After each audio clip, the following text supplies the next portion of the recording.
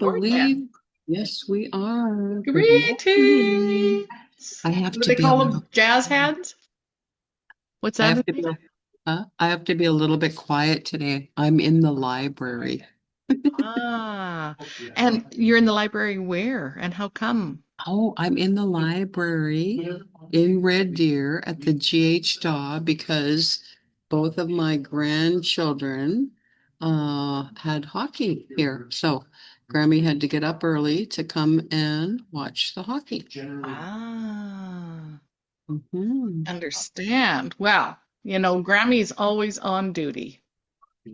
That's right. I was on duty last night on It's all good. So who are we? We are all in alignment with Anita A, Cheryl V, your stress reduction gurus.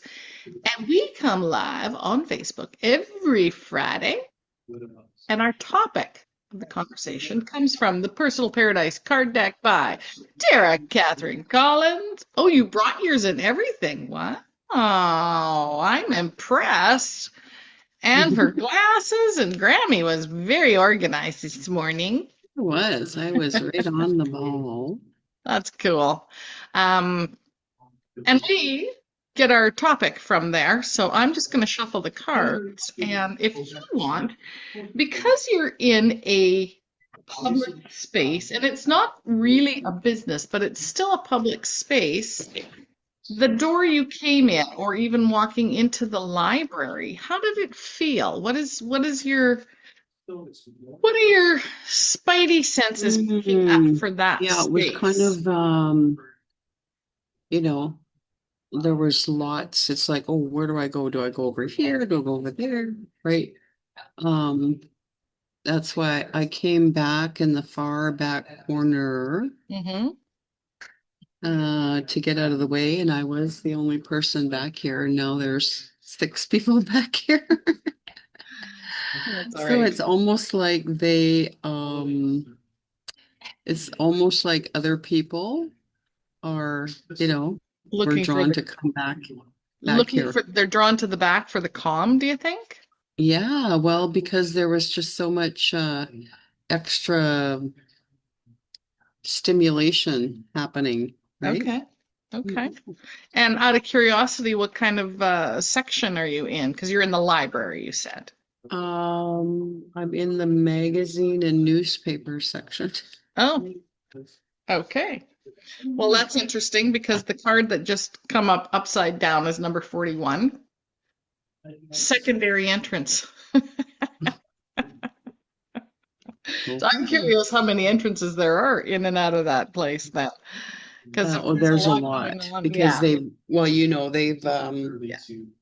they've renovated, right? right? So it used to be there was only one entrance, kind of. Hmm. Now there's two, and yeah, it's I haven't been here for a long time, so it was like, oh, okay, that's new, that's new. Hmm. I had to kind of get my orientation back, but Right, it's right. Well, with the secondary entrances, excuse me, and it ties into our homes as well, of course. I know in my home, we use the back door all the time because it's the closest to the garage. So it's the secondary entrance. Even though it's the one we use all the time, it is not the main street. And earlier this week, I had been out front and thought, I'm going to sit out here and invite some chi in. I haven't done this for a long time. So I picked the raspberries and I had my coffee out there and I just made an extra effort to walk up the sidewalk and invite the chi in and have a sip of coffee, go back and pick some more raspberries, things like that. And then I made my breakfast and sat out on the front step just to observe mm, what was going on in the neighborhood. And it was quite lovely and I haven't done it for a long time. So it's always a good thing to do. I swept the front sidewalk because it just felt like it needed some attention. There was a mhm. few weeds that needed to be pulled. Excuse me, things like that. So um, that's the main entrance. But for us, it's the secondary, right? So just to bring, whoops, There's two more cards. I'm Yay. saying whoops, it's actually what I'm wanting to do. We also have number 32, also a 5, by the way. So we had 41 equals 5, 32 equals 5. Children's bedrooms. And number 10, sound makers. And what? And So family rooms? sound makers. Oh, So okay. we have children's We had bedrooms, secondary entrances, and sound makers. we had sound makers last week, I We think. did have sound makers last week. Hmm. And we talked about the children's bedrooms last week too, because you talked about sound and things like that that you put behind doors in your grandchildren's bedroom. Anyway, so back to secondary entrance. We put, I say we, myself in particular, because we're in and out of the back and we spend a lot of time in the backyard, I put more effort Hmm. and energy into my back entrance. So this week the front entrance needed some attention. What is the situation at your place, Anita? You're in and out of the front entrance more?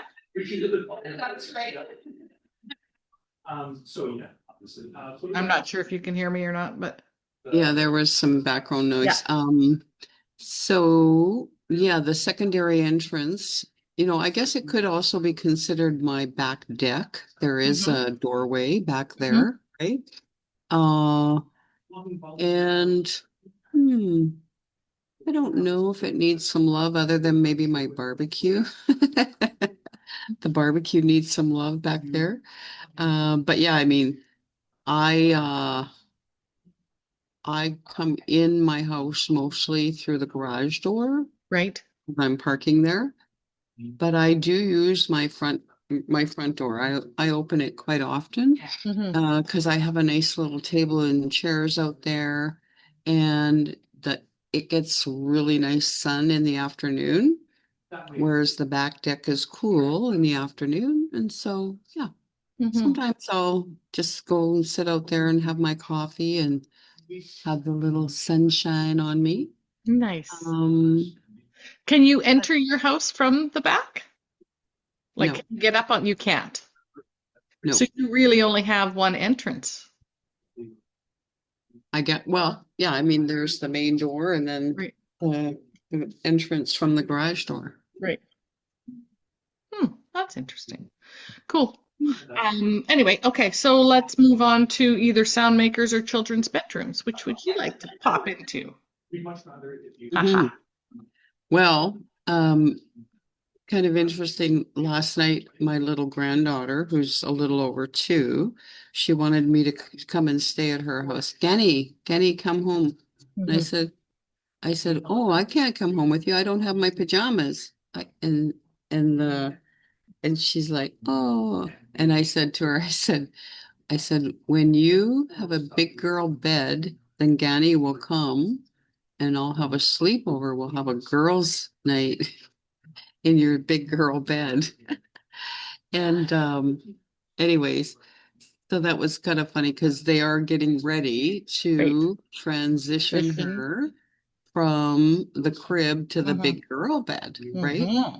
And of course, I will, whether they like it or not, I'll give them my Feng Shui opinion, because, there's quite a difference when you go from that crib, which is Hmm. it's a very protective, Protective. cradling Yeah. kind of environment, right?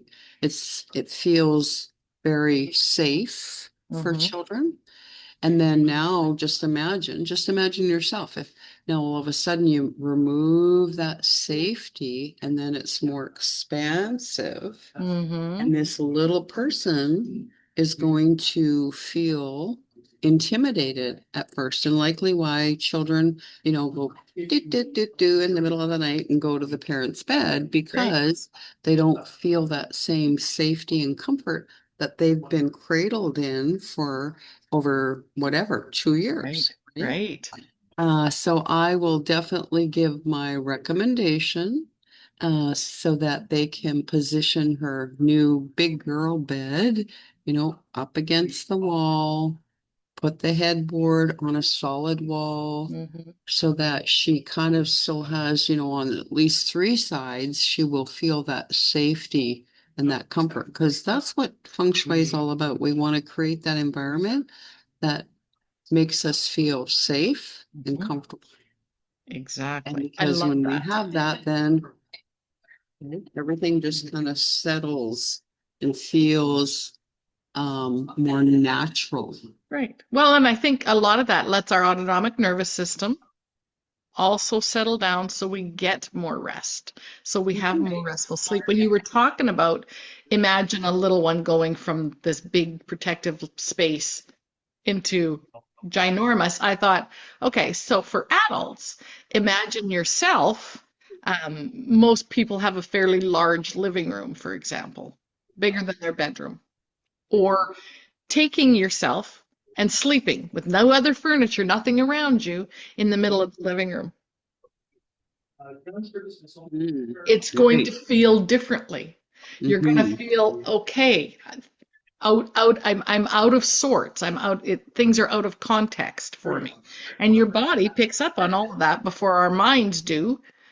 So the likeness of that for comparing, just to give yourself as an adult that imagination, right? So many people will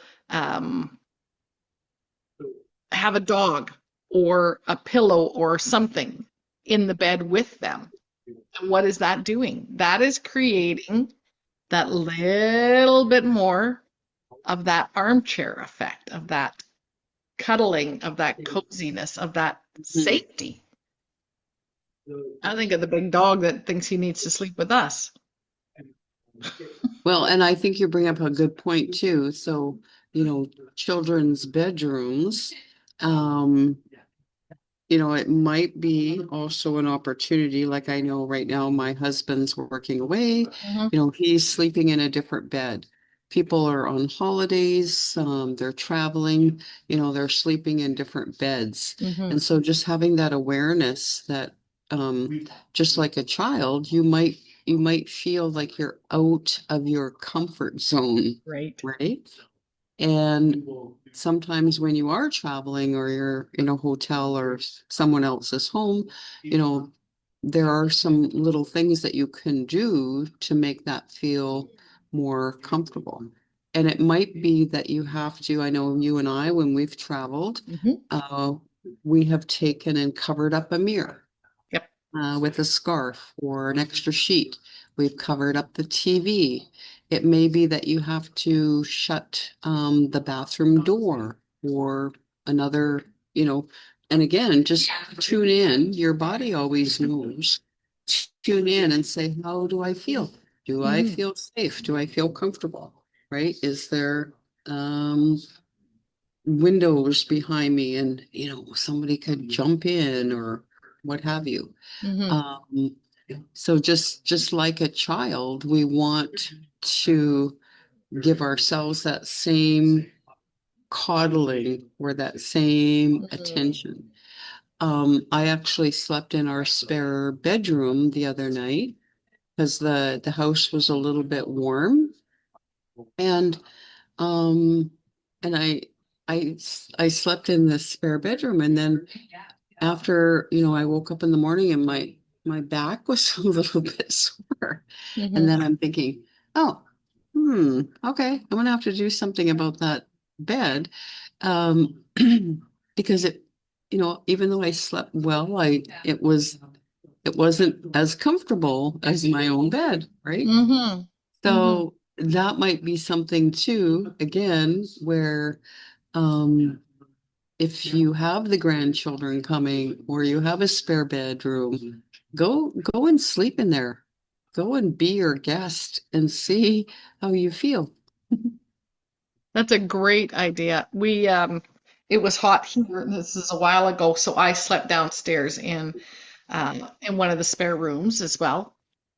And when I got up in the morning, my husband asked me how the sleep was. I said, I don't like those sheets at all. Ah, At all. There was something about the texture of the sheets, and it's like, nope, they're gone. They've been replaced. Didn't like the feel of them on my skin. And it was during the night I'm thinking, right? Like I wake up thinking, I don't like the feel of these sheets. I'm not even fully alert. And there was just something Mhm. about the sheets. I thought, okay, that's interesting. But it called to my attention enough so that it's like, nope, they're gone. Yeah, and you know what? That's also a great awareness because it is those subtle Hmm. influences, and it may be, um, like you say, it may be the sheets, it may be the pillow, it may Hmm. be what you're looking at, it may be what you hear, right? Hmm. Maybe there's some extra scents in the bedroom or whatever. So all of those things need to be taken into consideration when we're looking at those other bedrooms in the home, whether it's the Hmm. guest room, the children's bedroom, what, what energetically is stimulating just as, like you said, when I walked in here, you asked the question, what Hmm. was, and there was a lot of stimulation, right? Like, okay, which way do I go? There was a lot of things right when you walk in. So I was being bombarded. Uh, Bombarded. and then my five senses are like, so again, the goal is to create an environment that is safe and comfortable, that feels more Hmm. Pleasing. And yes, it's a library, so I find it very fascinating. And we've talked to business owners when we've done business consults about this. When people open the door to come in and they're instantly bombarded, it's like the energy is pushing them right back out the Yep. door. It's saying, So go away, go away. give people, if you're a business owner and you're watching this, give people the breathing room to come in and survey their surroundings. And they can do it very quickly. Some will, and some will stand there and pause. I know for myself, I stand and I just kind of take it in. And then I move forward. And if I don't have the first 5 or 10 feet to make a decision as to the direction I want to take, depends upon the size of the store, of course. And instead I'm bombarded with racks or something right in my face, I'm immediately turned off. Hmm. Yep. So yeah, all that, you know, there's just so many bits, right? Just think of it like computer, right? There's so Mhm. many bits of information that you can connect to all at once, and you're not even aware. And then the processor is spitting out the information to say, no, you can't feel safe here. You have to be on alert. You have to be aware, right? You have to watch your back. Um, all of those kind of things. Interesting. So let's touch on sound makers in and all of that with the secondary entrance in children's bedrooms. Um, and sound Mhm. makers are a range. It can be people, background noise, right? It can be pets, it can be water fountains, it can be chimes, it can be sun catchers, it can be the wind, it can be how it rustles through the leaves of the plant material, or down a corridor and it's got that howling. Like there's so many degrees of sound makers, kind of like what we're talking about with our senses and how much bits of information we pick up in a very short time frame. Mhm. Sometimes that sound maker, and if we're talking about storefronts again, seeing how we kind of got that way, if the music is so loud that I'm hearing it outside the store, I'm not even going in. Mhm. It doesn't allow me to Yeah. process. Um, well, I was driving in today and I was just pulling up to a stoplight and I'm hearing this music and I don't usually have my radio turned on in the car, so I went to turn the dial down and then I was still hearing it and here the truck beside me that had pulled up to the stoplight had their music on so loud that I could hear it in my vehicle. Right. And I was like, wow, wow, wow, wow. Like, and again, music is stimulation. Hmm. How do you feel when you hear music? You can either and some of that is like boom, boom, boom, boom, you know. And again, if you go back to the children's bedrooms, Hmm. what are you allowing your children or grandchildren to listen to? Is it overstimulating them? Is it helping them to feel calm and safe and comfortable? What, what do you allow into that unseen space in the way of what you listen to? I Hmm. like that. And how close, right? So often there could be a TV just outside a child's bedroom, right? Depending upon the size of the house, things like that. Go into Hmm. the bedroom and shut the door. Be your child when you're in a normal process. So if your normal habit is to watch the news at night and your child's asleep, I'm just throwing that out there. Go into the child's bedroom and lay down on their bed. What can you hear? Hmm. Hmm. Because that is also subliminal messaging for your child. We had not quite 2 weeks ago on our Her Inspired Journey virtual stage, we had two beautiful women on with us, and they were talking about conscious parenting. Hmm.